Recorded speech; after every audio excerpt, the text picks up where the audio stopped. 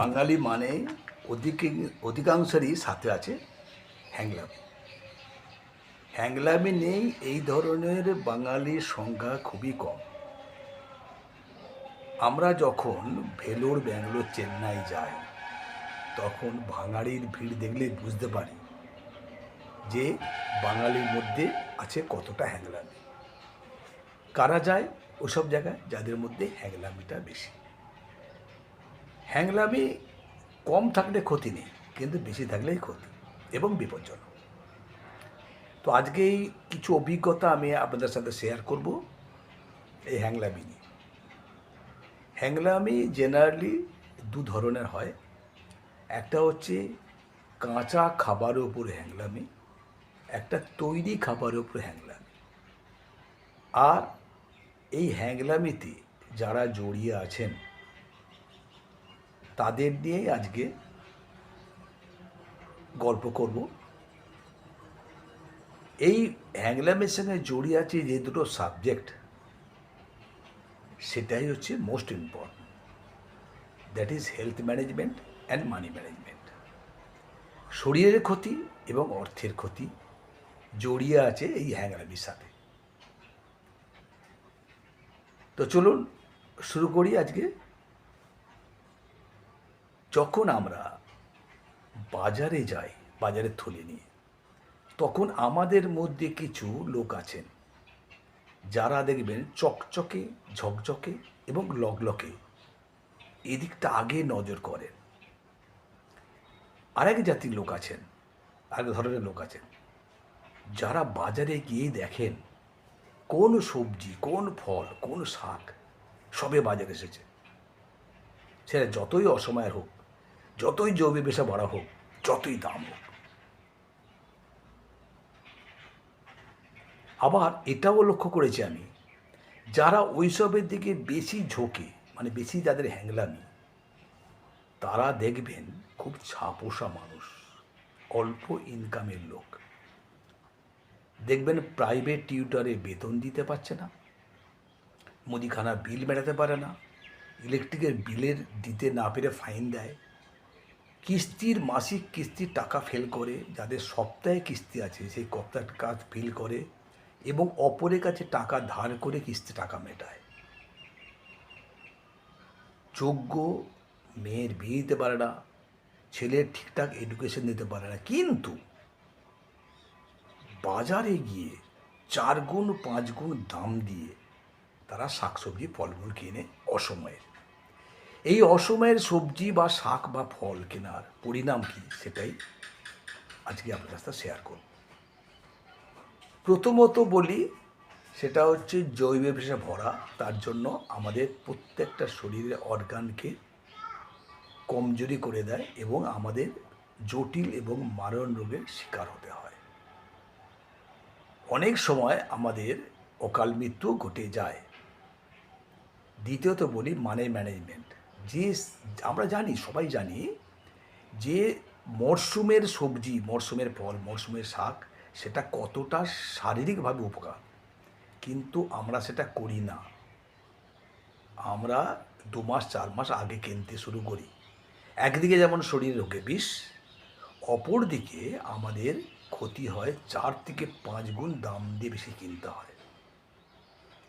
যারা বিত্তমান পুরুষ বা বিত্তমান লোক, তাদের হয়তো এটা গায়ে লাগে না, কিন্তু যারা ছাপোষা মানুষ, ছোটোখাটো ব্যবসা করেন, প্রাইভেট ফার্মে চাকরি করেন, টিউশন পড়ান, এইভাবে যারা জীবিকা অর্জন করেন, তাদের কিন্তু দেখবেন এই হ্যাংলামিটা বেশি, এই কাঁচা খাবারের উপর হ্যাংলামিটা বেশি। একটা ছোট্ট উদাহরণ দিই, তাহলে আপনারা পরিষ্কার হয়ে যাবেন। সেটা হলো, আমার এক পরিচিত হোমিওপ্যাথির ডক্টর আছেন, তার ভাগনা এসে আমাকে একদিন বলল, আজ থেকে 5-6 বছর আগের কথা বলছি, দ্যাট ওয়াজ বৈশাখ মাস ছিল। এসে বলছে, পাত্রবাবু, আমি খুব রিসেন্ট শ্বশুরবাড়ি গেছিলাম, ওখানে গিয়ে দেখলাম খুব সুন্দর সব কপি হয়ে আছে। আমি শাশুড়িমাকে বললাম দুটো দেওয়ার জন্য, উনি কিন্তু আমায় দিলেন না। কেন? না, ওটা তো বিষে ভরা, তোমাকে দিয়ে কী করে, তুমি তো আমার নিজের লোক। ওটা আমরা তৈরি করেছি বাজারে বিক্রি করার জন্য, ওটা আমাদের ব্যবসা। আশা করি এই উদাহরণটুকুতে আপনারা বুঝে গেছেন আমি কি বলতে চাইছি। যে অসময়ে সবজি খেলে কি ক্ষতি হয়, দুটো ক্ষতি। হেলথ ম্যানেজমেন্ট মানে স্বাস্থ্যের ক্ষতি, মানে পয়সার ক্ষতি। যে লোকটা টিউশন ফি দিতে পারছে না, যেটা মুদিখানা বিল মেটাতে বা ইলেকট্রিক বিলে ফাইন দিচ্ছে, কিস্তির টাকা মেটাতে পারছে না, একটু পাড়ার যদি কেউ সেরকম থাকে দেখবেন, লক্ষ্য করে দেখবেন তার বাজারে গিয়ে কিন্তু গিয়ে হুমড়ে পড়ে নতুন কি বেরিয়ে সেটা কেনার জন্য, এবং 4 থেকে 5 গুণ দাম দিয়ে। ফলে আরও সে দানায় জড়িয়ে যাচ্ছে, আরও কঠিন পরিস্থিতির মধ্যে চলে যাচ্ছে। ফল কি? স্ট্রেস বাড়ছে, টেনশন বাড়ছে, অস্থিরতা বাড়ছে। পরিণাম কি? পরিণাম হচ্ছে ডায়াবেটিস। তো আমরা জেনে শুনেও কেন এটা করি? কেন আমাদের ক্ষতি করি, সার্বিক ক্ষতি করি কেন? জাস্ট হ্যাংলাম। We have to control that, we have to change that our bad habit. এটা প্রাথমিকভাবে আমি কাঁচা খাবারের ওপরে ছোট্ট করে বললাম, আরও বলার ছিল। এবারে বলি তৈরি খাবারের ওপরে। প্রথম আসি চিনিতে, মিষ্টিতে। সিমুই পায়েস বা সুজির হালুয়া, গাজরের হালুয়া, মালপোয়া, এই ধরনের বাড়িতে দেখবেন যাদের চিনির ওপরে, মিষ্টির ওপরে নেশা আছে, হ্যাংলামি আছে, তারা কিন্তু বাড়িতে হামেশাই বানিয়ে খান। তারপরেও আবার জিলিপি, মিষ্টির দোকান থেকে মিষ্টি নিয়ে এসে খান। এমন অনেকে আছেন রাত্রে দোকানের মিষ্টি ছাড়া তার রুটি ঢোকে না। কিন্তু একটা জিনিস বুঝতে হবে, আমাদের পরিশ্রম কমে গেছে, আমরা ক্যালোরি বার্ন অত করতে পারি না। সুতরাং ক্যালোরি বেশি যাওয়ার প্রেক্ষিতে আমাদের শরীর মোটা হয়ে যাচ্ছে। দেখবেন যাদের মিষ্টির প্রতি যাদের হ্যাংলামি আছে তাদের প্রত্যেকের চেহারা দেখলে বোঝা যায় এই মিষ্টি খায় বেশি। তুই তা খাই কেন? আমরা তো জানি মোটা হয়ে যাব, আমরা জানি ক্যালোরি বেশি ঢুকছে, আমাদের ক্ষতি হচ্ছে, তবু খাই কেন? জাস্ট হ্যাংলামি। এবার আসি তেলেতে। তেল পছন্দ করে না, মানে ভাজাভুজি পছন্দ করে না, মানে বাঙালি খুব কম। কিন্তু একটা প্রবাদ বাক্য আছে, অধিকের অধিক জ্বালা। আলু ভাজা, পটল ভাজা, বেগুন ভাজা, এসব ভাজাভুজি তো আছেই।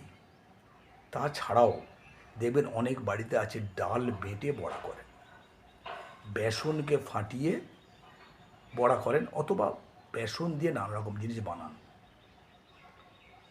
হামেশাই দেখবেন এমন লোকও আমি দেখেছি প্রতিদিন রাত্রে ডিম ভাজা ছাড়া রুটি খেতে পারে না, কিন্তু তাদের পেট দেখলে বোঝা যায় এরা প্রতিদিন ডিম ভাজা খায়। এছাড়াও লুচি, পরোটা, সিঙ্গাড়ার প্রতি ভীষণ ভীষণ নেশা। তো যাই হোক, এই অতিরিক্ত তেল আমাদের শরীরে কতটা ক্ষতি করে আমরা সবাই জানি, তবু খাই, কারণ জাস্ট হ্যাংলামি। শুধু এক্ষেত্রে একটা কথা বলি, 15 থেকে 20 গ্রামের বেশি আমাদের শরীরে তেল চলে না। সুতরাং মাসে 1/2 লিটার অথবা 500 গ্রাম, অর্থাৎ বাড়িতে 2 জন থাকলে 1 লিটার, 4 জন থাকলে 2 লিটার। কিন্তু আমরা অনেক বেশি খেয়ে ফেলি, আমাদের শরীরে অর্গানগুলোকে আমরা শেষ করে দিচ্ছি, ক্ষতি করছি। এবার আসি পোড়া তেলে। পোড়া তেল, এক ধরনের বাঙালি আছেন যাদের হ্যাংলামিটা পোড়া তেলের উপর বেশি। কীরকম না, বাজারে বিক্রি করা ওই তেলে ভাজা, মানে আলুর চপ, ফুলুরি, বেগুনি, এসব জাতীয়, পেঁয়াজি, সিঙাড়া, কচুরি, তারা দেখবেন রাস্তায় বেরিয়ে টিফিন করে কচুরি, তার সাথে জিলিপি, সিঙাড়া, জিলিপি, এই ধরনের তারা টিফিন করে।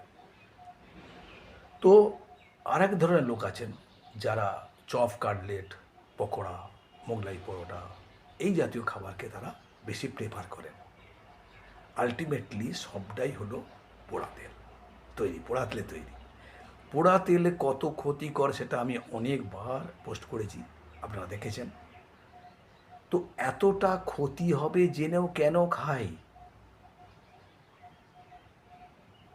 কারণ হ্যাংলামি। এটা সুস্থ থাকা চ্যানেল, তাই ভালো থাকা নিয়ে কথা বলা হয় এখানে। তো আর একটা কথা বলি, দিয়ে ফিনিশ করে দিচ্ছি আজকে। এটা স্পাইসি ফুড।